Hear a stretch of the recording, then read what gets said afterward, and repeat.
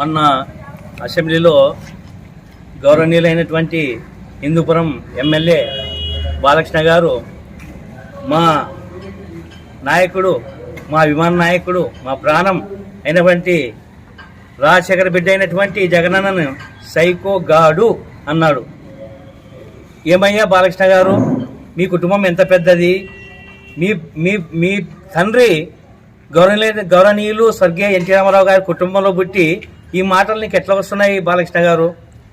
మీరు ఒకప్పుడు చంద్రబాబు నాయుడు గారు మీ నాయనని అంటే స్వర్గీయ ఎన్టీ రామారావు గారిని ముద్దు నా కొడుకు అనే, తర్వాత హరికృష్ణని ఎద్దు నా కొడుకు అనే.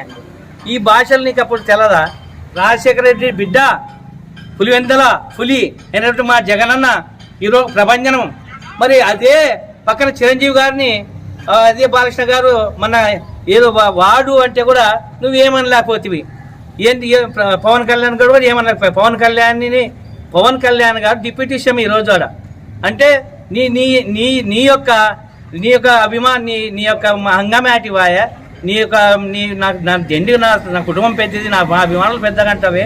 పవన్ కళ్యాణ్ గారిని వాడుకున్నా కానీ నిన్ను ఒక ఎమ్మెల్యేగానే చూశా. అంటే నీకు కనీసం మంత్రి పదవి కూడా లేదు బాలకృష్ణ గారు. మరి నువ్వు ఎట్లా అంటావా మా జగనన్ను సైకోగాడు అని? నీవు ఇంతకుముందు ఒకప్పుడు ఒక నిర్మాతను బుల్లెట్ తలలు దూర్చి ఆ రోజు నువ్వు నన్ను మెంటల్ ఆసుపత్రి నుంచి నాకు మెంటల్ సర్టిఫికేట్ తెచ్చుకున్న మహానాయకుడు నువ్వు. అంటే ఆ రోజు మా పెద్ద రాజశేఖర రెడ్డి గారు నీకు మంచి హుందాగా ఒక గౌరవనీయమైన కుటుంబం అని నీకు ఏ విధమైన చర్య తీసుకోలేదు ఆ రోజు నీ కుటుంబం తరఫున. ఈరోజు అటువంటి మా రాజశేఖర బిడ్డను నువ్వు సైకోగాడు అన్నాక మమ్మల్ని ఖండిస్తున్నాము. బాలకృష్ణ గారు ఇప్పుడే నోరు అదుపులో పెట్టుకో. తలపైన విగ్గు చేతిలో పెగ్గు పెట్టుకొని మాట్లాడితే ఇక్కడ ఎవరు ఊకుండరు. ఇక్కడ అందరూ జగనన్న అభిమానులే. ఒక జగనన్న అభిమాని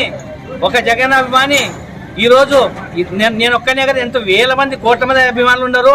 మేమల్లా కానీ నిన్ను సైకోగాడంటే నీ చెవులు మూతపడి కింద పడి చచ్చిపోతావు. చాలా జాగ్రత్త బాలకృష్ణ గారు.